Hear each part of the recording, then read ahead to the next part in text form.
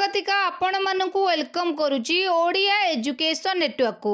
तो पिला माने आज आमे आलोचना करिबा गुरु दिवस उपरे भाषण टीए। माननीय सभापति पूज्य गुरुजी और गुरुमा वृंद एवं मोर छोट बड़ भाई और भौणी माने आज पवित्र गुरु दिवस रे किछि कहिबार सुजोग मिलुथिबारु निजको धन्य मने करुची। मांद्राज निकटवर्ती सर्वापल्ली गाँ से गाँवर गोटे गरीब बालकर जन्मदिन आज विश्व इतिहास रे गुरु दिवस।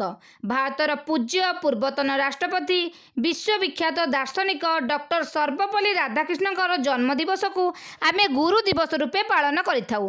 राधा और कृष्ण, कृष्ण और राधा चमत्कार दिव्य संजोग।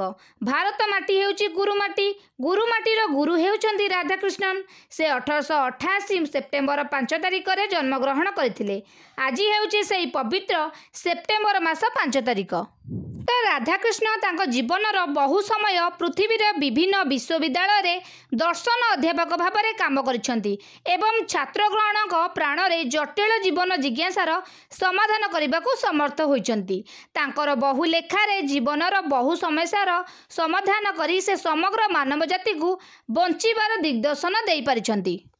अति प्राचीन कालरू भारतीय गण जीवन गठन रे गुरुंकर भूमिका केते जे गुरुत्वपूर्ण ताहा बुझी पारिथिले। सहर नगर ठारू बहु दूर रे वनभूमि रे गुरु मानकर आश्रम रहुथिला। छात्र छात्रीगण सेठारे पवित्र वातावरण भितरे जीवन गठनर उचित दिग्दर्शन पाई पारुथिले। वर्तमान किंतु परिस्थिति बदली जाइछि। समाज रे शिक्षक मंडली उपयुक्त सम्मान पाई पारु नाहंती।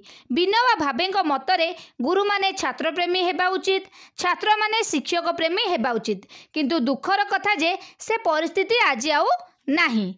गुरु हेउचंदी ब्रह्मा कारण से शिष्यटी को दियंती नवजन्म। से हेउचंदी विष्णु कारण स्नेहपूर्ण शिक्षादान करी से ताको परिपालन करती। पुणी से हेउचंदी महेश्वर कारण तांकर छात्र प्रति विमुखता एवं विद्वेष छात्रर जीवन को बहु समस्या भितर को ठेली दिए।